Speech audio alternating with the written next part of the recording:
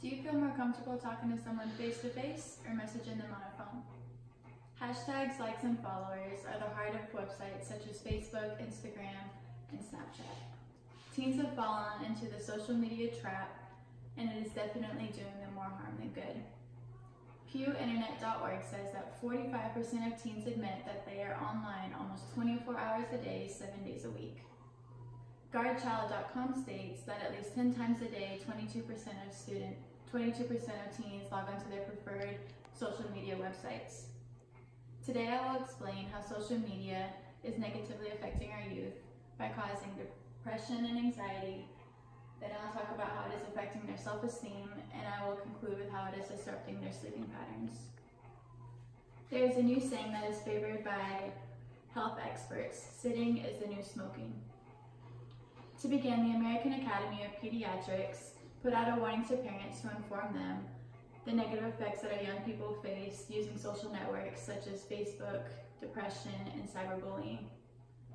Phil Reed, study author, writes, "We have known for some time that people who are over-dependent on digital devices report feelings of anxiety when they stop using them. But we now see that these psychological effects are accompanied by physiological changes." The recommended amount of time that people should spend on social media websites is 30 minutes a day. MakeUseOf.com talks about the word FOMO and how it was conceived around the time that Facebook was introduced. It stands for the fear of missing out. It is the fear that is fed by the constant use of social networking websites. Anxiety is created from worrying whether or not you are missing out on something someone else is doing. It comes down to the fact that the more you use it, the more likely you are to come across someone appearing to be enjoying their life more than you. According to studies, the periodic use of social media has correlated to an overall lower satisfaction with life. Childmind.org mentions a survey taken by the Royal Society for Public Health. It proved that youth in the UK aged from 14 to 24 years old had a negative impact on their life and their health due to social media platforms.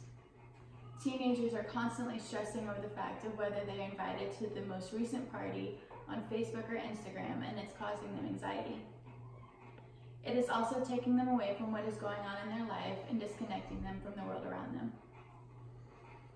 Not only is social media causing teens to be anxious and depressed, but it is also affecting the way that they perceive themselves. Which brings me to my second point: the effect of the comparison factor. This especially affects the youth in that they fall into the trap of comparing themselves to others as they scroll down on their feed. They overanalyze what they see and they ponder how they compare to others. Forbes.com explains how social media websites are a breeding ground for creating envy. Teens are obsessed with looking at the beautiful people on Instagram and Tumblr with flawless bodies and expensive clothing. These photoshopped images of people make teens even more conscious about their bodies than they already are. According to bphope.com, studies show that girls will spend hours of their time in an attempt to make the perfect pose for the perfect picture in fear that they will not be acknowledged by their friends. So we have discussed how social media causes depression and anxiety and how it negatively impacts their self-esteem. Now let's talk about how it disrupts their sleep. During my research on the negative impact social media has on adolescents, every website I looked at mentioned how it causes unhealthy sleeping patterns. Research has shown that over half of the teens looking at social media on their phones go to sleep and then wake up in the middle of the night just to check on their phones. Studies also show that they are receiving an entire hour less of sleep than those who don't look at their phones prior to going to sleep. Our youth is actually feeling anxious in their sleep and causing them to wake up due to the fear that they are missing out on something that somebody posts. The blue light from their phones or their laptops is also affecting their melatonin cycle in their bodies by restraining it, causing them to have a more difficult time falling and staying asleep. There are always two sides to a story, and of course there are positives to social media, such as being able to connect with others from across the world. It's easy and fast communication, and it allows businesses to really get their name out there. But the physical world is becoming more and more distant to adolescents, harming their communication skills, taking away face-to-face conversations. Special moments in their lives are disappearing before their eyes because they are so concerned with looks and how other people view them. So I definitely believe that social media has a negative impact on our youth because it causes depression and anxiety. It affects their self-esteem and it disrupts their sleeping patterns.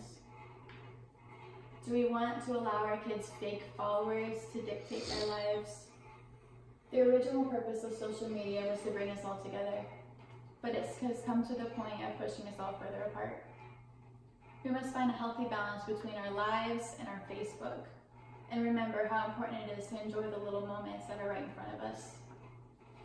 We don't want our child's memories to be engulfed by how many likes or followers they have on these addictive websites. Thank you for listening. My name is Sky Wickham, and I hope that I have informed you on the adverse effects of social media.